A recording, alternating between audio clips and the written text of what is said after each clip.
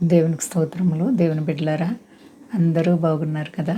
దేవాది దేవుని దయ వల్ల ఇంతవరకు మన జీవితాలు అనేక మేలు చేస్తూ మనల్ని కాపాడుచున్న దేవాది దేవునికి వేలాది కోట్లాది స్తోత్రాలు.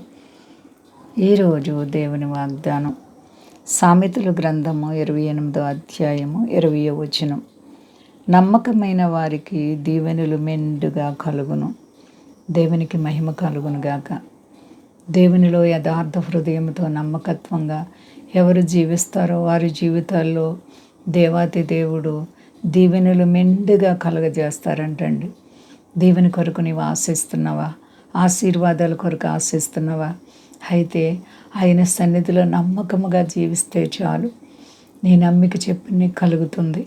ఎలాంటి శ్రమలు వచ్చినా మన దేవుడు మనల్ని విడిపింపగల సమర్థుడు. ఎప్పుడైతే మన హృదయంలో స్థిరమైనటువంటి నమ్మకం భయభక్తులు కలిగి ఉంటామో అప్పుడు ప్రభు మన జీవితాల్లో వింత కార్యాలు చేస్తారు. మరి నీ హృదయంలో స్థిరమైనటువంటి నమ్మకత్వాన్ని కలిగి ఉన్నావా? ప్రియ సహోదరి సహోదర, దేవాతి దేవుడు నీ జీవితంలో వింత కార్యాలు చేయడానికి ఇష్టపడుతున్నారు. ఆయన నీ హృదయ వాంఛలను తీర్చే దేవుడు. నీ కుటుంబంలో ప్రతి కష్టం నుండి తొలగించి నీకు ఆశీర్వాదాలు ఇచ్చే దేవుడు. మరి నీ జీవితంలో నమ్మకత్వాన్ని కాపాడుకో. నీ నమ్మిక చెప్పిన నీకు జరుగునుగాక. నీ నమ్మిక చెప్పిన నీ జీవితంలో విస్తారమైన ఆశీర్వాదాలు దీవెనలు మేళ్ళు కలుగునుగాక. ఎంత మంచి దేవుడో. దేవునికి భయభక్తులు కలిగి ఉన్నావా? మూడు బారిపోయిన జీవితాన్ని సిగిరింప చేయగల దేవాది దేవుడు. కాబట్టి మనలో ప్రతి ఒక్కరము కూడా దేవునికి విధేయత కలిగి నడుచుకుందాం. నమ్మకత్వాన్ని స్థిరపరచుకుందాం. అంతా క్షేమంగా ఉన్నారండి. ప్రార్థించుకుందాము. ప్రేమ నమ్మకమైన మా దేవ, నీకు వందనాలు స్తోత్రాలు తండ్రి. ఎంతైనా నమ్మదగిన దేవుడు. ఆకాశం నీది, భూమి నీది, సర్వ ప్రపంచం నీది. నీపై ఆధారపడిన వారిని ఎప్పుడు విడవలేదు.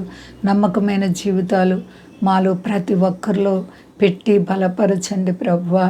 ఏ బిడ్డలు ఏ కష్టాలు ఉన్నారో విడిపించండి. మా దేశాన్ని, దేశ నాయకులను కాపాడండి. మా దేశ ప్రజలందరినీ రక్షించండి.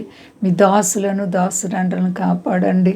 సర్వ ప్రజలకి నెమ్మది, సంతోషము, శాంతి, భద్రతలు దయచి యేసు నమ్మకమైన జీవితాలు ఉన్న వారిని త్రోసివేయను అంటున్న దేవా, నీకు కోట్లాది స్తోత్రాలు తండ్రి. అలాగే ప్రభువా, సర్వ ప్రజలకు ఉన్న కష్టాలు, బాధలు, శోధనలు, ఆర్థిక పరిస్థితులు, ఆయా సమస్యలు ఉన్న ప్రతి బిడ్డలకు యేసు నామములో విడుదల కలుగును గాక. అందరికీ క్షేమాన్నిచ్చి మహిమ పొందు శక్తి గల యేసయ్య నామమున అడుగుచున్నాను తండ్రి. ఆమేన్. అందరికీ వందనాలండి. మా కొరకు పరిచర్య కొరకు అందరూ ప్రార్థించండి. ప్రభువారు మిమ్మలను, మీ బిడ్డలను, మీ కుటుంబాలను దీవించి ఆశీర్వదించును గాక. ఆమేన్.